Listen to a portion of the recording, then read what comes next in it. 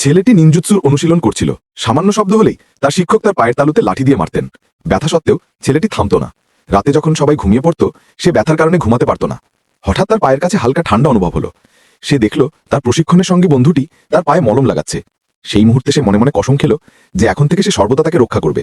দিন যেতে লাগলো এবং প্রশিক্ষণ আরও কঠিন হতে থাকলো।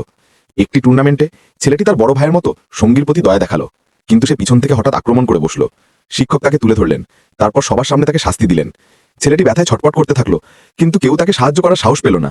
পরের দিন শিক্ষক যখন দরজা খুললেন, তখন ছেলেটি পুরোপুরি সুস্থ ছিল। শিক্ষক খুব খুশি হলেন। তিনি ছেলেটির প্রশিক্ষণ আরও কঠিন করার জন্য তার চোখে পট্টি বেঁধে তাকে লড়াইয়ে নামিয়ে দিলেন। প্রথমে ছেলেটি ইতস্তত করছিল, কিন্তু তার দক্ষতা দ্রুত বাজি পাল্টে দিল। সে সেই সঙ্গীকে হারিয়ে দিল যে তাকে ধোঁকা দিয়েছিল। শুধু একটি জিনিস পাল্টায়নি, তার বন্ধুটি সব সময় তার সাথে ছিল। তাদের সম্পর্ক আরও গভীর হতে থাকলো। একদিনের লড়াইয়ে মেয়েটি তার প্রতিদ্বন্দ্বীকে পরাজিত করল। নিয়ম অনুযায়ী পরাজিত ব্যক্তির মুখে আঘাতের চিহ্ন আঁকতে হতো, কিন্তু সে অস্বীকার করল। এটি দেখে শিক্ষক তাকে শাস্তি দিলেন। সেই দিন প্রথমবার ছেলেটির মনে তার শিক্ষকের জন্য ঘৃণা জন্মালো। টুর্নামেন্টের পর মেয়েটিকে একটি খাঁচায় বন্দী করে রাখা হলো। ছেলেটি লুকিয়ে তাকে জল দিত এবং অনুরোধ করত যে সে যেন ক্ষমা চেয়ে নেয়, কিন্তু সে মানা করে দিল। সেই রাতে সে পালিয়ে গেল। ছেলেটি তার পিছু নিল। সে কিছু বলতে চেয়েছিল, কিন্তু মেয়েটি স্পষ্ট বলল, আমি আর এমন জীবনযাপন করতে পারবো না।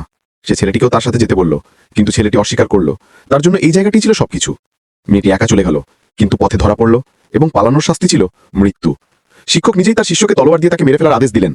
ছেলেটি পাশে দাঁড়িয়ে সব দেখতে থাকলো, কিন্তু তার হৃদয় তখন শুধু আগুন ছিল, বদলার আগুন। সেই দিনের পর থেকে সে আরও কঠোর প্রশিক্ষণ শুরু করলো। আজ সে সবচেয়ে শক্তিশালী নিনজা হয়ে উঠেছিল। কখনো কোনো মিশনে ব্যর্থ হয়নি। একদিন শিক্ষক তাকে পুরস্কার হিসেবে একটি মিশন দিলেন, এক বিশ্বাসঘাতককে হত্যা করো। যখন সে সেই মেয়েটির মুখ দেখল, তাকে মনে পড়ে গেল সমস্ত ঘৃণা, সমস্ত ব্যথা একসাথে ফেটে পড়ল, এবং সেই দিন ছেলেটিও বিশ্বাসঘাতক হয়ে গেল নিজের গুরুর বিরুদ্ধে।